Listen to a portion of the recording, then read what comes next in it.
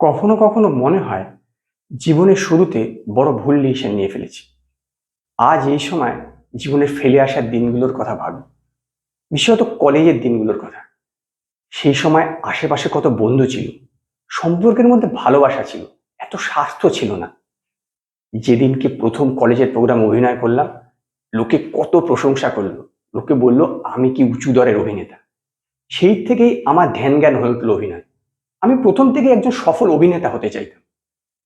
আজ আমি ইন্ডাস্ট্রির পরিচিত মুখ, প্রডিউসার ডাইরেক্টর আমার পিছনে পিছনে ঘোরে। কিন্তু আজ আমি খুশি তো।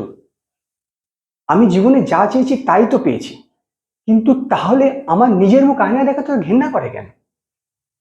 দু চারটে অ্যাফেয়ার, পলিটিক্যাল পার্টির চামচাগিরি, ব্ল্যাক মানির লেনদেন, এসব তো ইন্ডাস্ট্রিতে সবাই করে। তাহলে আমার এত প্রবলেম কিসের? এত ফ্ল্যাশ লাইটের ঝলকানি তো আমি একাকিত্বে ভুগি কেন? আজ আমি সুপারস্টার, আকাশের মাঝে লেখা আমার নাম। হাজারে হাজারে মানুষ আমার নাম শুনে পাগল। শয়ে শয়ে মানুষ আমার চারিপাশে ঘিরে থাকে, কিন্তু কেউ শালা আমার নয়।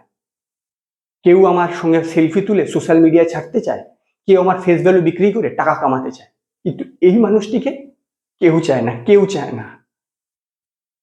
আজ যদি আমার এই সুপারস্টারটা চলে যায় না, তাহলে আমি আমার আশেপাশে কারোকে পাবো না, কারোকে পাবো না। তাহলে কি লাভ হলো সাকসেসফুল হয়ে? কিছু না, কিচ্ছু না।